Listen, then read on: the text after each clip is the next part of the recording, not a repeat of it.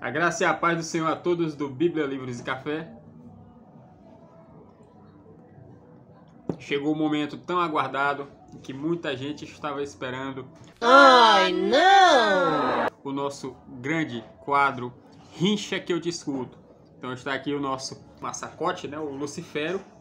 Mascote! O que eu disse? Massacote!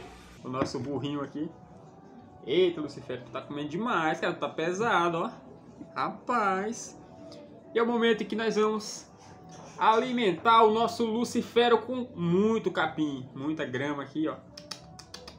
Então, Rincha que eu discuto é o quadro em que o Lucifero vai rinchar algumas baboseiras aqui contra o catolicismo. E nós iremos alimentá-lo, meu filho, olha. Vai comer capim, vai comer capim. E pare de falar asneira. Então este é o grande quadro que todos estavam esperando, né? Mentira! Todos não. Alguns que gostam de treta. Alguns que gostam de uma peleja. A peleia, a batalha. O round termina, mas os dois pugilistas continuam lutando. E outros não, né? Aqueles católicos mais comedidos, mais respeitosos, né? Então que fiquem, que passem esse vídeo, pulem, não assistam, porque aqui... Assista os outros quadros. Esse quadro aqui é o quadro que nós vamos botar para estraçalhar com erros e objeções protestantes. Vamos estraçalhar.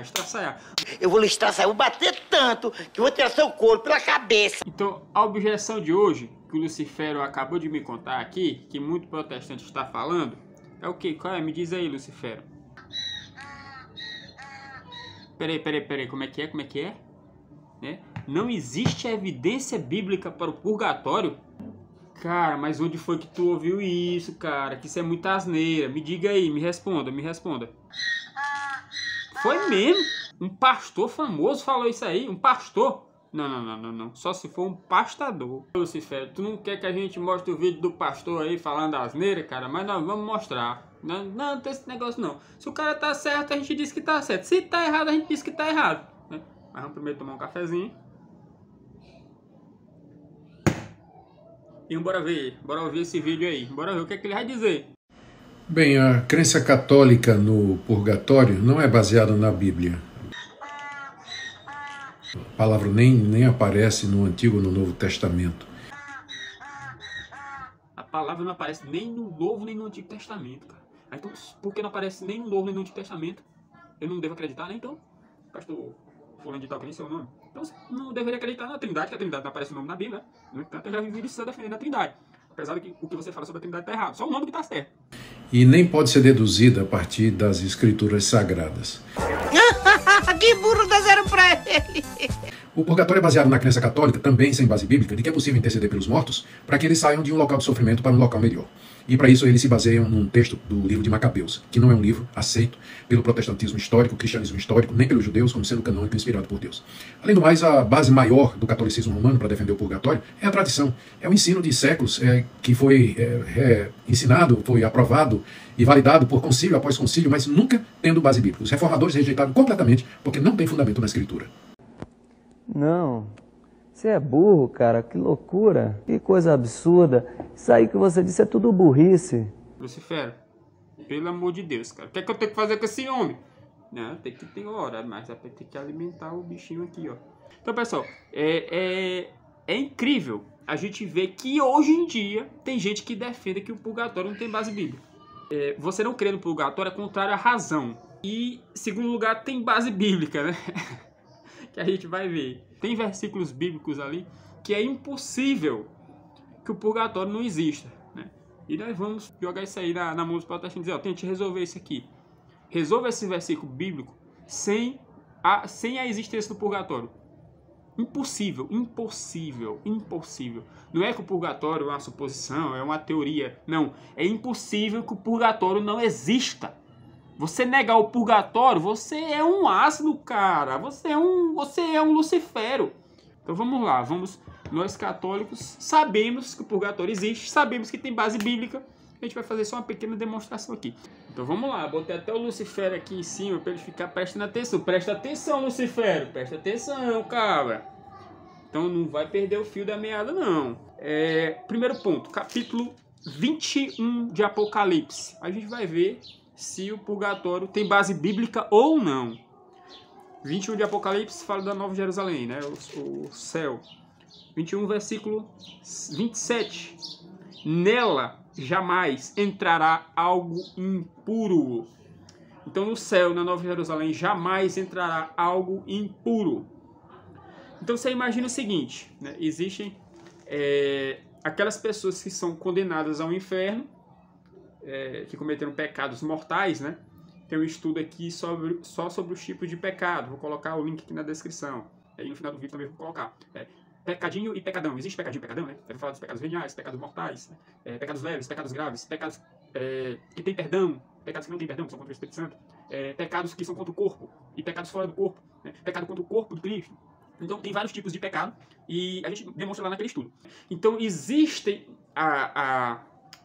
aqueles que fizeram pecados graves e não se arrependeram, não fizeram penitência, esses vão para o inferno, pecados mortais. Existem aqueles que cometeram pecados, mas se purificaram durante essa vida, tiveram uma vida de santidade, muitos deles são os santos, né?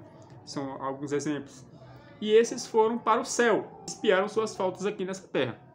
Só que existem aqueles que, no decorrer do percurso, nesse caminho aqui da nossa vida, como peregrinos, né, cometeram algumas faltas leves, né, alguns pecados leves. Né? Então essas pessoas não cometeram pecados tão graves que possam ir para o inferno, né, ser condenados ao fogo eterno, mas também não são totalmente puros para ir direto para o céu. Né? Então o que é que a gente faz? Tem que passar por um período de purificação, isso é óbvio, cara. Se você não percebe isso, cara, você é um mentecapto. Base bíblica. Capítulo 21, versículo 27 de Apocalipse, né? No céu, na Nova Jerusalém, não entra nada impuro. Então, se o cara cometeu alguns pecados leves, então ele não é perfeito, tem impureza. Então tem que passar justamente por esse período de purificação. Se não fosse assim, seria muito bom, né? No último dia de vida, né? Eu caio na gandé, faço tudo, tá? No último dia de vida, eu me arrependo, me converto, né? Nos últimos segundos, né? Como lá no filme Deus não está morto, né? Tá lá o cabelo ateu, fica blasfemando, etc, etc. E nos últimos segundos de vida, ela sofre um acidente, e chega lá um pastor, ora por ele, e o cara se converte e vai pro céu, né? Os protestantes defendem que ele foi pro céu. Poxa, o cara passou a vida todo dia fazendo coisa errada, blasfemando contra Deus, era ateu. Aí no último dia se converte, vai pro céu, caralho, isso aí não faz sentido, meu. Igual aquele episódio lá da Família da Pesada, do Osama Bin Laden. Aceita Jesus como meu Senhor e Salvador. Clim! Quando ele morre lá com matar o Osama Bin Laden, aparece no céu. Aceito Jesus como meu Deus e Salvador. Beleza! Isso não faz sentido, né? Eu vou colocar aqui um trechinho da Divina Comédia, que é um poema. Então isso aqui não é teológico, é um poema. No finalzinho aqui do canto 3 da Divina Comédia, aqui Lucifero, esse aqui é um poema, esse aqui não é teológico, né, mas é bastante ilustrativo pra gente. Então tem a expiação do purgatório, né, em que a alma daqueles que foram salvos e que vão se purificar tem que passar por um período de sofrimento ali, né. Só que antes de você subir a montanha pra sofrer, tem a chamada praia do purgatório, né. Então ali ficam algumas pessoas que ficaram procrastinando, sabiam que deveriam se arrepender dos seus pecados, e não, vou deixar pra última hora. Na última hora se convertem, né? Se arrependem. Beleza, vão ser salvos, mas vão passar pelo purgatório. E o Dante ilustra maravilhosamente bem isso aqui, no finalzinho do canto 3 do purgatório, que ele só, antes de você começar o sofrimento, você vai passar por um período de espera, você vai passar lá 30 vezes o tempo que você demorou pra se arrepender, você vai passar ali só esperando. Então você imagina, você tá na fila do banco, na fila de um caixa do supermercado, e aquela demora pra você ser atendido, na fila do médico. E se você não tiver nada pra fazer, né, um livro pra ler, se a pessoa fica no celular, hoje já tem celular, as pessoas ficam se distraindo, né? Mas antes, você ficava lá só parado, sem nada pra fazer. Cara, é altamente entediante. Então, o Dante ilustra bem isso aqui, né? Que você vai ficar 30 vezes o tempo que você demorou pra se arrepender. Você sabia que deveria seguir o caminho e não quis se arrepender. Você vai passar 30 vezes esse tempo. Por exemplo, você demorou 40 anos pra se arrepender. No final da vida, me arrependi no último dia. Beleza, depois você vai passar 40 vezes 30, né? 1.200 anos só esperando pra depois começar a sofrer. Então a própria espera já é um sofrimento, é um pré-sofrimento. Mas isso é poético, isso não é teológico. Mas, repito, bastante ilustrativo pra gente. Outros versículos de extrema importância, né, são lá em 1 Coríntios 3. O pessoal cita muito Macabeus, né? Vamos citar Macabeus, 2 Macabeus.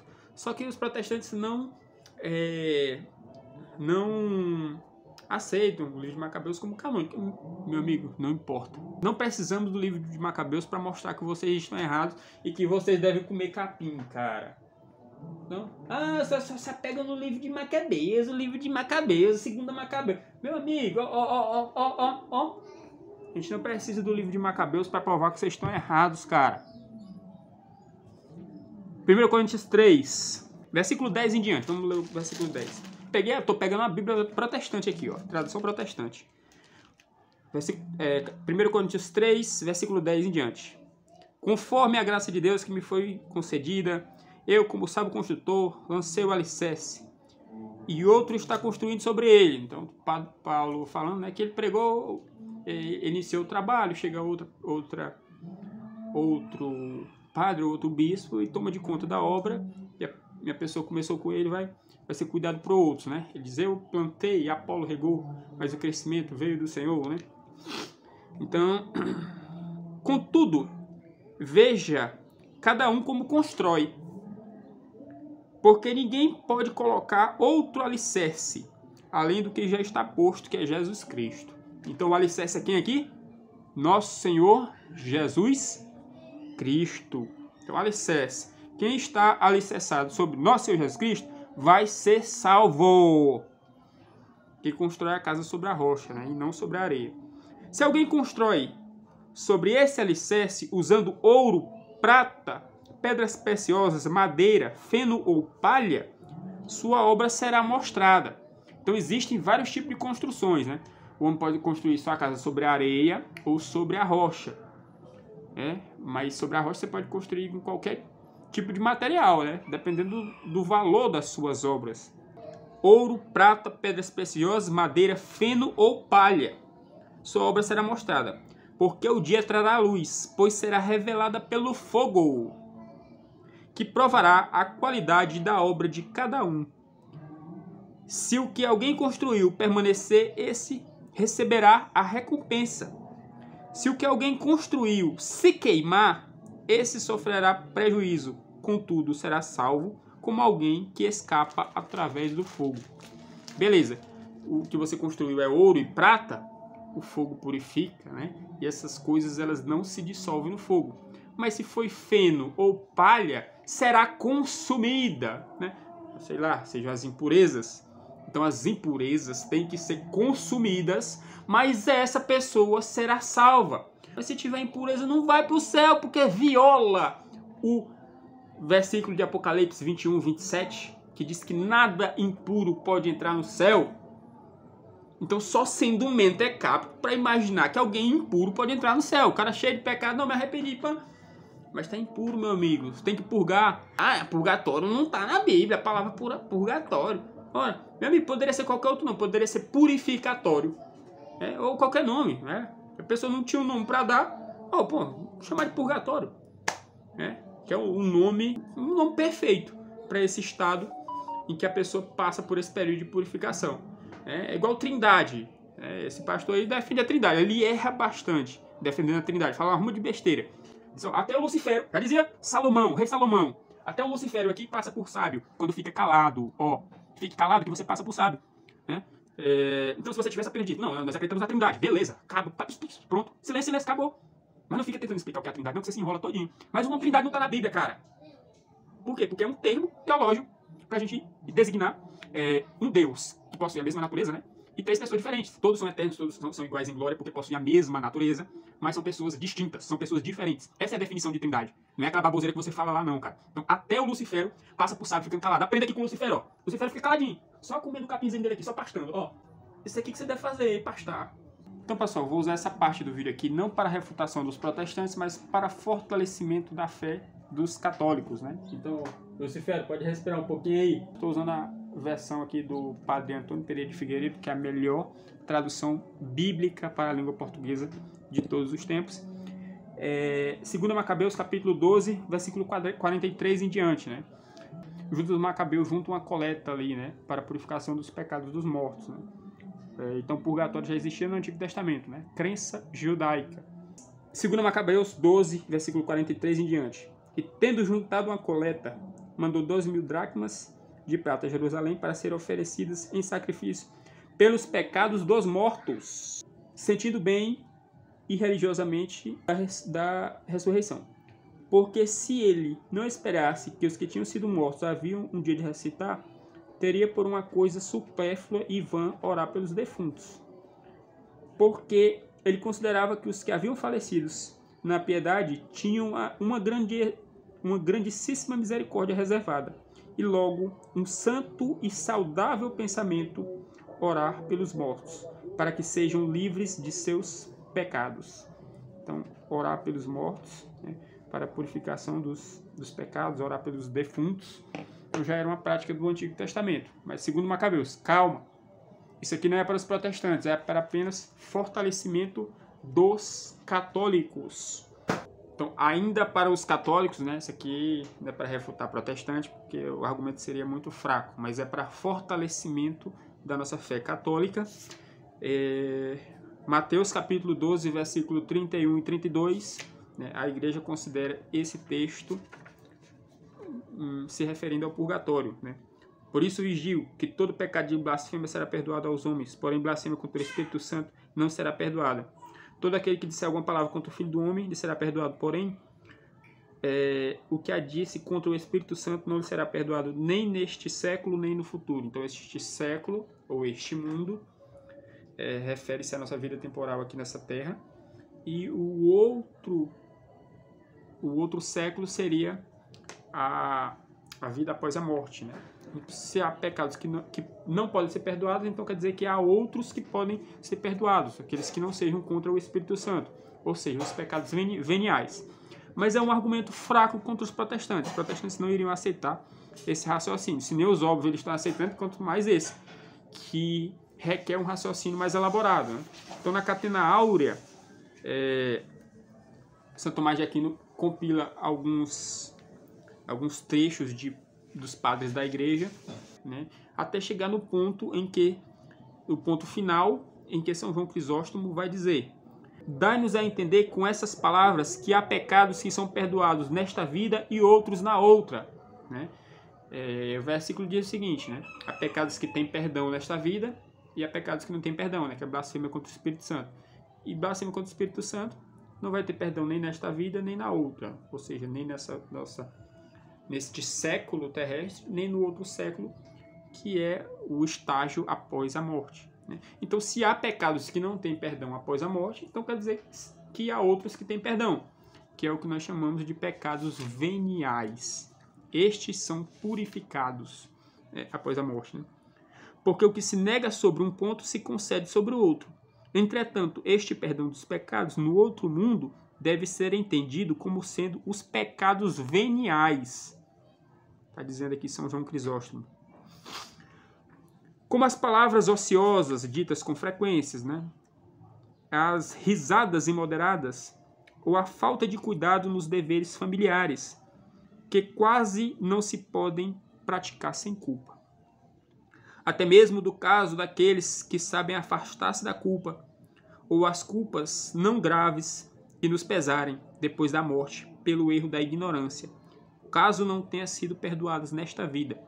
Mas é preciso considerar que lá não receberá nenhuma purgação, nem mesmo dos menores pecados, senão aquele que, por seus bons atos, tiver merecido nesta vida essa indulgência. Então, a tradição católica, né, São João Crisóstomo aqui dizendo, que existe purificação dos pecados veniais após a morte. Mas isso não é para protestante. Calma aí, Lucifero, que a gente está utilizando a tradição para explicar. 2 evangelhos que mostram uma parábola de Jesus acerca do julgamento particular e o estado do homem após a morte, né?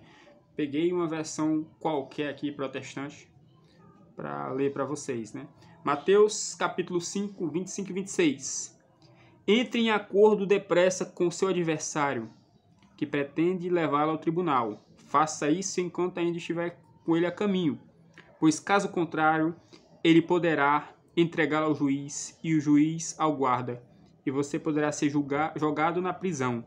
Eu garanto que você não sairá de lá enquanto não pagar o último centavo. Então, é um local onde você está pagando os erros, os pecados que você cometeu. Mas você pode sair de lá até expiar esses pecados, né? Que a igreja chama de pecados veniais, faltas leves, que o homem morreu, não morreu perfeito, não morreu santo, morreu impuro por conta desses pecados, ele tem que passar esse período de purificação. A mesma parábola do Evangelho de Lucas, capítulo 12, versículos 57 e 59. Porque vocês não julgam por isso mesmo o que é justo? Quando algum de vocês estiver indo com seu adversário para o magistrado, faça tudo para se conciliar com ele no caminho, para que não o arraste ao juiz, o juiz entrega ao oficial de justiça, o oficial de justiça o joga na prisão, e digo que você não sairá de lá enquanto não pagar o último centavo. Então, 2 textos bíblicos falando que você, falando sobre o julgamento e o lançamento na prisão, né, após o julgamento particular, quando a gente morre, e podemos entrar numa prisão a qual podemos sair, né? O inferno, ninguém sai de lá, quem está condenado está preso para sempre, mas existe uma prisão em que você pode permanecer lá determinado tempo, período de tempo, até pagar esses pecados leves e sair. Esse local não tinha nome, na Bíblia não dá nome. Não tem nome, é um lugar de purificação? Poderia ser chamado de purificatório. É um lugar de purgação? A gente chama de purgatório, né? É como a Trindade, né? 3 pessoas diferentes, um único Deus, né? Com a mesma natureza. Como é que a gente vai chamar isso? Né? Não é politeísmo, né? Não é triteísmo. É um único Deus, uma única natureza, uma única essência. Porém, diferente apenas nas pessoas. Né? Por que a gente vai chamar isso? Trindade, cara. Tem o nome Trindade na Bíblia? Não tem. Né? Mas é um termo que a gente não vou sair carregando essa pedra gigante, né? Tem que explicar tudo. Né? 3 pessoas diferentes, um único Deus, mesma essência, mesma natureza. Toda vez que eu falar de Deus. Não, eu falo Trindade, que todo mundo entende que é tudo isso. Né? Eu compacto a informação numa única palavra. Né? Porque quando eu falar essa palavra, todo mundo vai saber que eu estou falando de tudo aquilo. Né? Compacto aquilo em apenas um termo. Né? É o purgatório. Então a gente compacta ali no nome purgatório, que a gente tem toda essa explicação desses versículos aqui, que a gente falou, né? E aí, Lucifero? E aí, tá convencido, cara? Tá convencido? Tá na Bíblia ou não tá? Rapaz, não fica acreditando nesses pastores que tu vê na internet não, rapaz. Então, ainda comentando essa parábola que acabamos de ler, né? Os 2 evangelhos, Mateus 5, 25 ao 26 e Lucas 12, 57 ao 59, em que nós provamos de maneira infalível que o purgatório existe, que é bíblico, né? E que essa refutação protestante de que o purgatório não existe evidências bíblicas, nem pode se deduzir da Bíblia que exista um purgatório, é coisa de Lucifero, né? É coisa do asno ali que só não se alimenta da Bíblia, não se alimenta de lógica, né? Não se alimenta de raciocínio, mas só se alimenta de capim, né? Então, só que agora nós não fugimos da raia aqui não, né? A gente, vamos ver, eu quero me enrolar. Lance uma pergunta aí difícil pra mim, que eu quero me enrolar. Porque essas daí que você lança, Lucifer, é muito besta, cara. Muito fácil de refutar. Manda outro, passa um mais difícil aí, faça. Beleza, já que como eles não têm argumentos difíceis, vou colocar um difícil aqui pra gente, pra nós católicos. Vamos ver se a gente se enrola. Catena Áurea lança um desafio pra nós. E Santo Tomás de Aquino, na Suma Teológica, responde, mata a questão. Beleza. Nós já vimos que esses versículos aqui é infalível. Pela minha razão, eu não posso imaginar um local que depois de eu sofrer o julgamento, eu posso estar, e de lá posso pagar os meus pecados, né, me purificar e sair que não seja chamado purgatório. Né, que a igreja chamou de purgatório. Né? Só que a gente lendo os textos da Catena Áurea, dos padres da igreja que comentam esses versículos, né, alguns falam que sobre essa prisão, eles chamam o inferno, né, que é a prisão perene, a prisão perpétua dos condenados, né, que eles entram ali e jamais sairão, como está aqui no inferno de Dante, né? Quem entra no inferno não sai, né? Lá no letreiro do inferno já tem lá. Deixai toda esperança, vós que entrais. Quem entra no inferno não sai jamais. Os padres da igreja dizem que esse texto também se refere ao inferno. Se você ler na Catena Áurea aqui, você vai ver diversos textos falando sobre isso, os padres da igreja. Só que Orígenes fala que esse texto também se refere ao purgatório. Então tem um duplo sentido para nós católicos, né? Então, o que é que isso significa? Santo Tomás vai resolver, mas calma. Os padres da igreja falam que lá é o inferno, a prisão dos condenados. Mas também Orígenes fala que essa prisão também é um purgatório. Podemos sair de lá, né? Se formos salvos e tivermos faltas leves. Página 425, né, do comentário de Lucas, Catena Áurea. Bem-aventurado, portanto, aquele que não peca. E se em segundo lugar está aquele que tem apenas um pecado magro, pecado venial, né? Então, bem-aventurado é aquele que não peca, vai direto para o céu. Mas se o cara tem um pecado magro, um pecado leve, né, não conseguiu ser perfeito, tem impureza. Apocalipse diz que quem tiver impureza não entra no céu. Então, para onde é que vai? Esse texto aí, né? De Lucas e de Mateus, que a gente acabou de ler. Em segundo lugar, está aquele que tem apenas um pecado magro. Há, todavia, alguma diferença entre os pecados magros. Do contrário, não diria. Enquanto não pagares até o último ceitil, né? Último centavo. Se afinal deve pouco, não sairá até que pague o menor quadrante. Quem, contudo, estiver sujeito a uma dívida grande, contar-se-ão infinitos séculos até que se pague tudo. Então vamos lá, Lucifero. Tô te ajudando, cara. Tô te ajudando a tentar enrolar a gente, tentar enrolar nós católicos, fazer com que a gente se perca, se atrapalhe na argumentação e diga coisa errada, né? Aquele versículo que a gente já provou que é acerca do purgatório, né? Porque almas podem ser retiradas de lá, podem sair de lá dessa prisão, né? Até pagar o último centavo, o último ceitil, o último quadrante, né?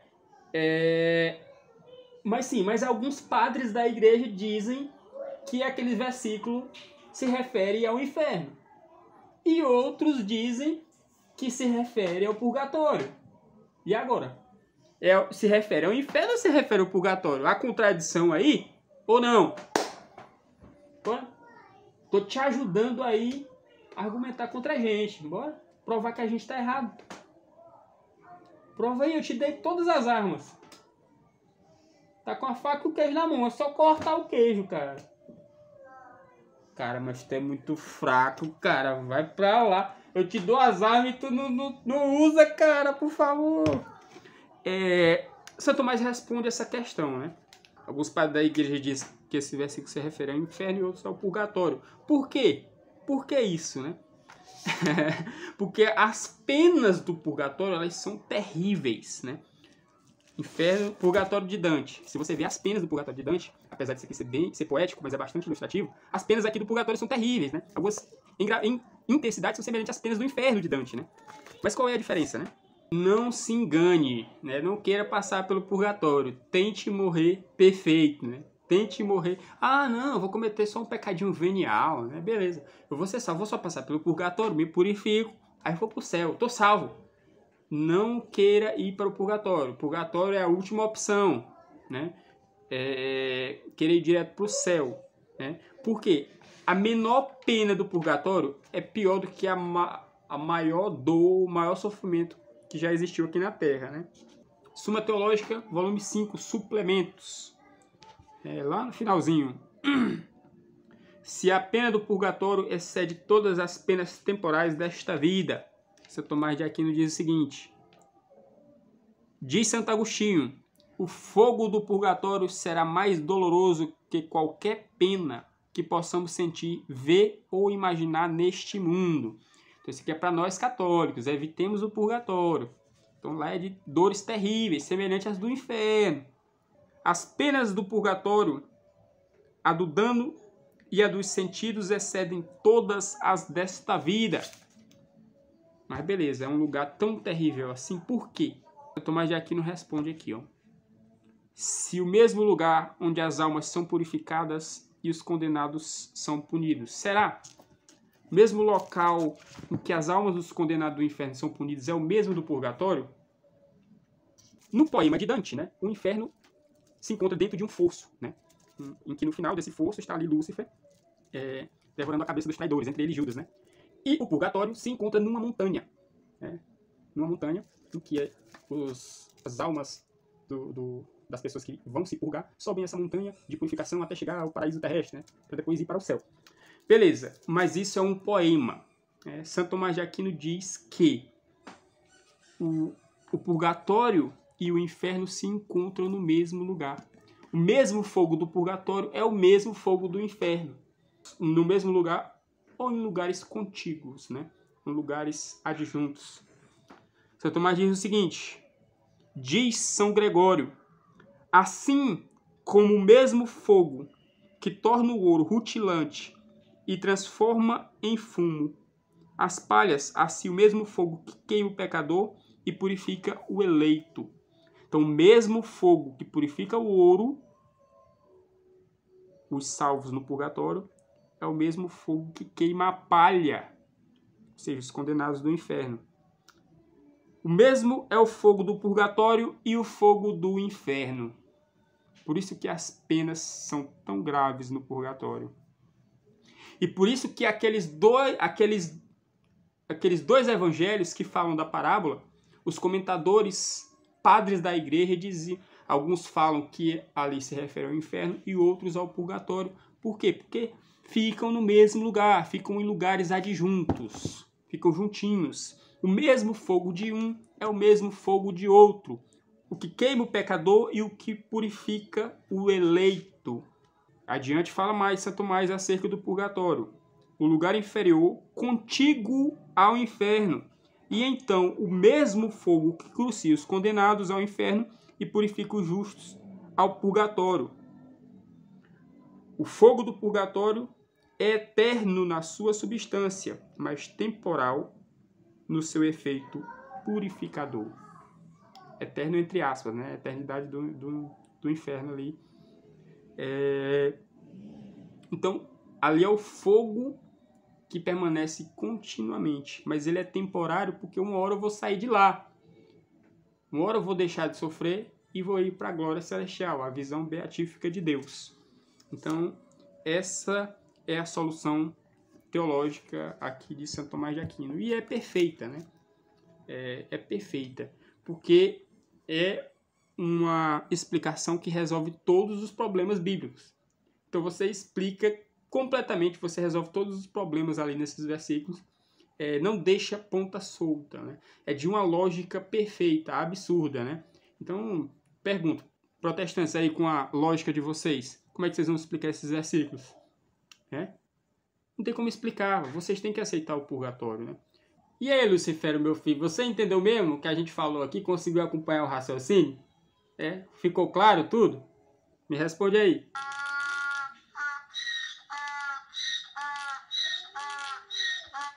Que? Não entendeu nada? Nada do que eu falei? Cara, pois eu vou te levar pra pastar, cara. Eu vou te soltar no pasto, cara, pra tu comer capim, porque não tem jeito pra ti não. Eu desisto. Não tem jeito. Tentar explicar alguma coisa pra essa gente não tem jeito, né? Eu, hein? Não entendi foi nada, menino. Entendi se eu comer meu capim que eu ganhei mais. Não entendi foi nada.